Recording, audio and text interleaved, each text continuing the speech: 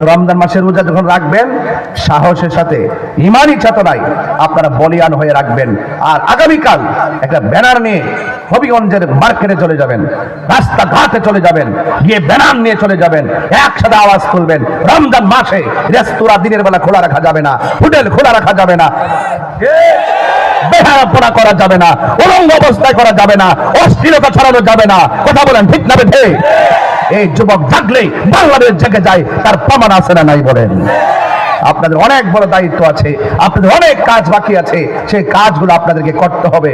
এই জন্য যুবক শুধুমাত্র হারিয়ে গেলে চলবে না, দেশের সার্বভৌমত্ব সুরক্ষায় আপনাকে কথা বলতে হবে, ধর্ম সুরক্ষায় আপনাকে কথা বলতে হবে, অধিকার প্রতিষ্ঠায় আপনাকে কথা বলতে হবে, মানুষের সুবিধা বঞ্চিত মানুষের পক্ষে আপনাকে সুবিধা প্রতিষ্ঠিত করার জন্য কথা বলতে হবে, এবং অধিকার হারা মানুষের পাশে থেকে অধিকার প্রতিষ্ঠার লক্ষ্যে কথা বলতে হবে, মা বোনদের ধর্মীয় মূল্যবোধ যেটা আছে সেটা প্রতিষ্ঠার লড়াই কথা বলতে হবে। এবং এই দেশের মধ্যে থেকে রাহাজানি, খুন, গুম, ছিনতাই, চুরি, গুম যা কিছু আছে সব কিছু ডিলেট করে শান্তির সমাজ প্রতিষ্ঠায় যুবকদেরকে এগিয়ে আসতে হবে। কথা বলেন ঠিক? আমার সাথে কি যুবকরা আছো? কারা কারা যদি হাত তুলে বলেন ইনশাআল্লাহ।